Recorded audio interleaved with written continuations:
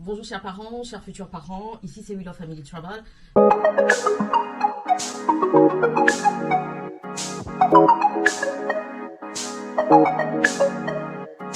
walk through the fire, the sound of a lion. I found my way back in the end.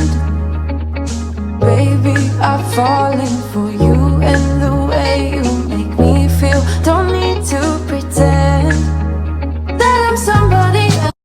Je m'appelle Sandra et donc oui, j'ai envie de parler un tout petit peu d'une théorie qui fait dont tout le monde parle en ce moment. Donc c'est la théorie du froissement. La théorie du froissement, qu'est-ce que c'est? En fait, la théorie du froissement, on peut apprendre effectivement énormément de choses avec cette théorie-là. Tout le monde en parle et j'ai voulu en parler également parce que ça concerne un tout petit peu les enfants, donc la parentalité, tout simplement.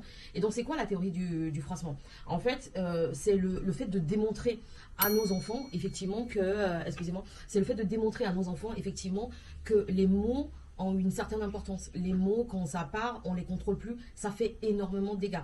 On est plusieurs cas...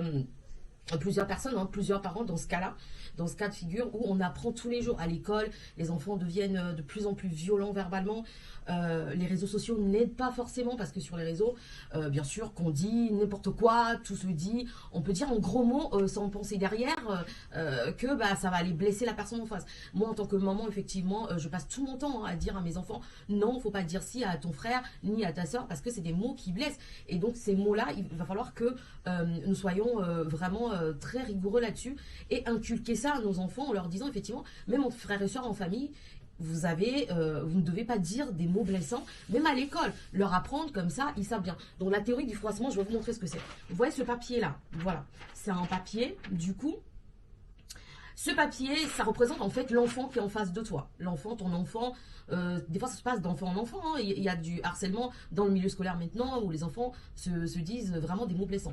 Alors ce papier représente la personne. Et ça se passe également entre adultes. Mais quand nous inculquons cela dès la petite enfance à nos enfants, nous ne sommes que des adultes droit dans leur basket. Et donc le papier, comme je dis, représente effectivement l'enfant ou la personne en face de toi. Quand on prend le papier, il est intact, ce papier, il est bien, il a de la confiance en soi. Cette personne, donc comme je dis, le papier représente la personne. Cette personne-là a une certaine confiance en lui, l'enfant en confiance, il travaille bien, il est poli, il est souriant, il est épanoui, il a des bonnes valeurs. Et donc face à quelqu'un qui lui dit des mots méchants, on prend un exemple, salaud, donc ça se plie, imbécile, voilà, t'es nul. T'en vaux rien. Quel mot encore on peut dire à un enfant? T'en vaux rien. Tu ne sers à rien. Voilà. Donc tous les mots que vous dites à votre enfant représentent ça. T'es nul, t'es en bon à rien, tu vaux rien, tu travailles pas. Les comparaisons qu'on peut faire entre enfants, celui-là il est mieux que toi, tu sers à rien, t'as toujours des mauvaises notes. Ils ont des langages, mais maintenant ils s'en rendent même pas compte. Alors quand vous dites tout ça à un enfant, là je le représente comme ça, d'un papier tout lisse, où il part avec une confiance en soi, il part avec de la motivation dans la vie, il part avec de la niaque pour réussir. Les mots que vous lâchez en fait, représentent ça. Et donc quand vous voyez ce papier-là, l'enfant, il a du manque de confiance, redevenu comme ça. Il se dit dans sa tête, je ne sers plus à rien, je représente rien, je vais rien devenir, puisque mes parents ne m'aiment pas, de l'estime de soi, ils n'en auront plus. Et donc oui, il va avoir une baisse énorme de confiance juste à cause des méchants mots que un tant parent ou des amis peuvent lui dire. Et quand nous déplions le papier, pour que le papier redevienne, que cette personne-là redevienne comme ça, alors la personne en face va s'excuser, je m'excuse, je suis désolée de t'avoir dit des mots méchants, je suis désolée de t'avoir parlé ainsi, j'aurais pas dû le faire, et tout ce que vous voulez. Le problème, c'est que la personne ne redevient plus pareille. C'est-à-dire que tous ces mots ont fait de l'effet. Donc, à travers ce théorème de froissement, nous constatons que la feuille de départ qu'on avait prise, je vous le remontre, c'est ce papier-là, qui est tout lisse, qui a plein de confiance en lui, qui est bien et qui a un bon départ dans la vie, redevient comme ça. redeviendra jamais, jamais, au grand jamais, tout lisse, comme ça. Donc, ce qu'il faut faire, c'est de ne pas dire des mots méchants à nos enfants, de leur apprendre à ne pas dire des mots méchants à leurs frères et sœurs, parce que, en fait, vous allez récupérer des adultes et des adolescents comme ça, froissés, manque de confiance en eux, piètre estime de soi, qui se disent dans leur tête, mais je vaux rien du tout. Mes parents ne m'aiment pas, le monde ne m'aime pas, personne ne m'aime, donc je sers à rien. Donc vous allez récupérer en fait des enfants qui sont comme ça. Donc il faut faire vraiment attention, chers parents, d'inculquer à nos enfants, entre frères et sœurs, faut que, si vous avez une fratrie, faut que vos enfants se valorisent entre eux. Quand quelqu'un a une bonne moyenne et que le parent félicite l'autre, et que l'autre n'a pas une bonne moyenne, la méthode à faire, c'est de dire bravo à celui qui a une bonne moyenne, bien sûr, et d'inciter la sœur à dire également félicitations à son frère, parce que c'est pas du tout bon de développer une certaine jalousie, une certaine envie entre fratries. Félicite ton frère, la prochaine fois ce sera toi, et encourager l'autre qui n'a pas une bonne moyenne. Tous les parents rêvent que nos enfants ramènent à la maison 18 de moyenne, 17 de moyenne, 19, c'est notre souhait. Mais si votre enfant ne ramène pas 18 de moyenne, si votre enfant ne ramène pas 17, 15 de moyenne, félicitez-les. Et je vais profiter pour en parler de sortes d'enfants. Il y a plusieurs sortes d'enfants. Moi, j'ai essayé d'analyser. Moi, par exemple, chez moi, dans ma fratrie, il y a plusieurs sortes d'enfants. Il y a des enfants, quand ils ramènent 18 de moyenne et quand tu les félicites, la prochaine fois, ils te décrochent 19, 20. C'est-à-dire que tu lui dis, ah mais 18 de moyenne, mais c'est super ma chérie, c'est très très bien ça, bravo. Il a une certaine motivation à aller décrocher la lune en fait. Il y a ces types d'enfants-là. Il y a d'autres enfants, quand ils te ramènent 18 de moyenne et que tu les félicites, ils resteront sur leurs acquis. C'est-à-dire, j'ai 18, c'est la fin du monde, j'ai plus envie de faire d'efforts et donc j'en ferai plus. Et donc, je reste là-dessus et je ne vais plus faire d'efforts du tout. Donc ça, il faut essayer de connaître vos enfants individuellement et de pouvoir savoir comment les motiver. Voilà, donc j'ai combiné un tout petit peu de choses, hein. La théorie du froissement qui est très important à inculquer à nos enfants, à dire des gentils mots. Dites à vos enfants, t'es la plus belle du monde. Dites à vos enfants qu'ils sont éloquents. Dites à vos enfants qu'ils sont bien, qu'ils travaillent bien, qu'ils sont beaux. Chaque matin, ce que moi je fais, c'est qui la plus belle.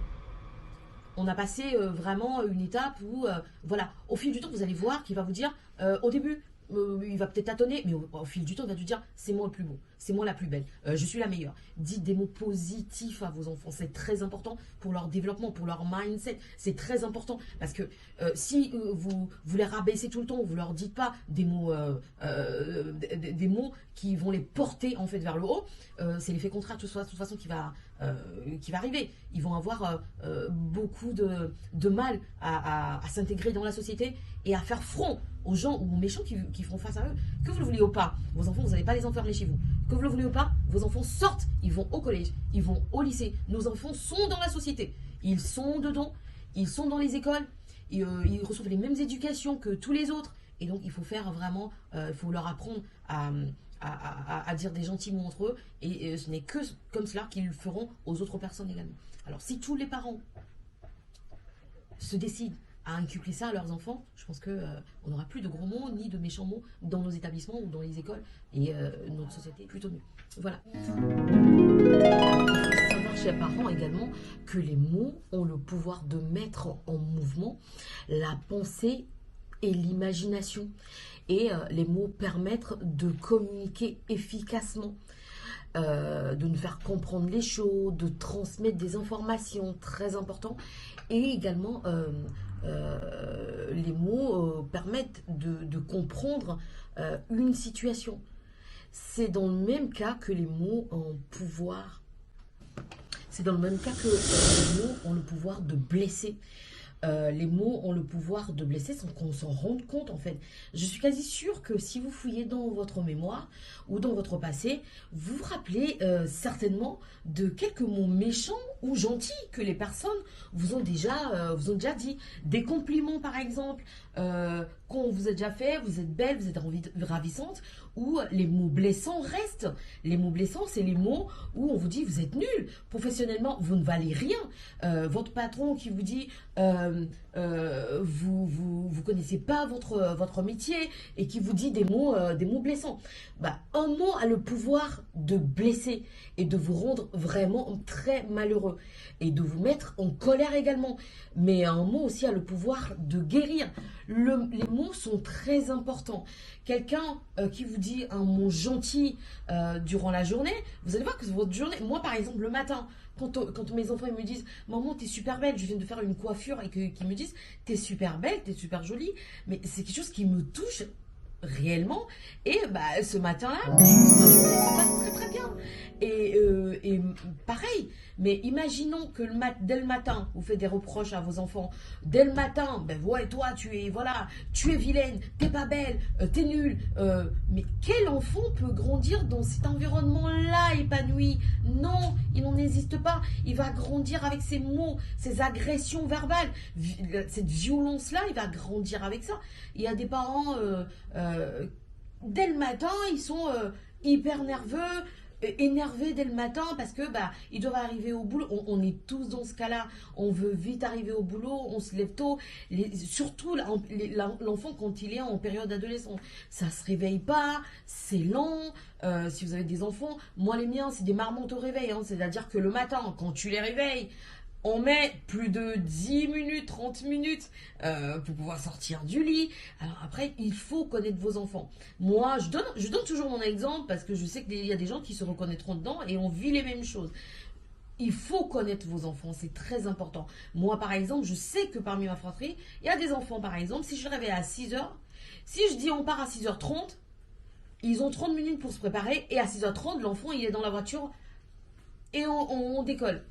Il y a d'autres, quand on leur dit on part à 6h30, en fait, il faut les réveiller à 5h pour qu'ils soient prêts à 6h30 parce que ça met plus de temps à sortir du lit, à ouvrir les yeux, à se rendre compte qu'aujourd'hui, oh, on est mardi 28 février ou août, oh, il y a école, je dois partir à l'école. Enfin, il y a des enfants qui sont hyper lents, c'est pas de leur faute. C'est pas de leur faute. Il faut savoir, moi j'ai fait l'erreur, effectivement, j'ai un enfant qui est hyper lent, de mettre la pression, mais au fil des années, j'ai compris que non, c'est pas la bonne manière, c'est pas la bonne méthode de le faire. Et il faut faire comprendre également à l'enfant qu'il faut pas abuser non plus. Quand on te réveille, et puis dormir tôt, vous avez des enfants qui sont sur leur smartphone jusqu'à je sais pas quelle heure, minuit, 1h, 3h du matin, ben c'est normal qu'ils se réveillent à 15h. Pendant les vacances encore, on peut essayer de tolérer, mais quand la rentrée s'approche, essayez de régulariser un tout petit peu. L'heure du coucher, c'est vraiment 21h ou 20h ou 22h. Enfin, vous fixez l'heure du coucher et vous savez qu'un enfant, pour un sommeil réparateur, a besoin de 8 heures pour pouvoir se réveiller le matin et être en pleine forme et ne pas dormir à l'école ou au collège ou au lycée. Donc, essayez de leur inculquer cette valeur-là. Répéter. Nous parents, on est là. On ne fait que ça, en fait. On répète 360 jours l'année, on répète tout le temps 360 fois. Il faut toujours la répétition, il faut la répétition pour que ça rentre. Et voilà. Donc aujourd'hui, je récapitule un tout petit peu. On a vu le pouvoir des mots, c'est très important. Je vous ai fait une petite démonstration pour que vous sachiez que les mots blessent, les mots guérissent, mais au même titre que les mots blessent, les mots guérissent également. Donc le pouvoir des mots est très important dans nos familles. Nous savons très bien que c'est pas le fort hein, dans nos familles africaines. C'est pas le parent africain n'aime pas dire je t'aime à son enfant ou n'arrive pas à exprimer ses émotions. Il y a des gens qui sont comme ça, il faut les accepter. Même si vous n'arrivez pas à dire je t'aime à votre enfant, si vous n'arrivez pas à lui prouver ou à lui dire dites des gentils mots. T'es très jolie ce matin quand l'enfant s'habille. T'es très jolie pour aller en cours. Tu t'habilles très très bien, c'est bien. Voilà, ça essaie de...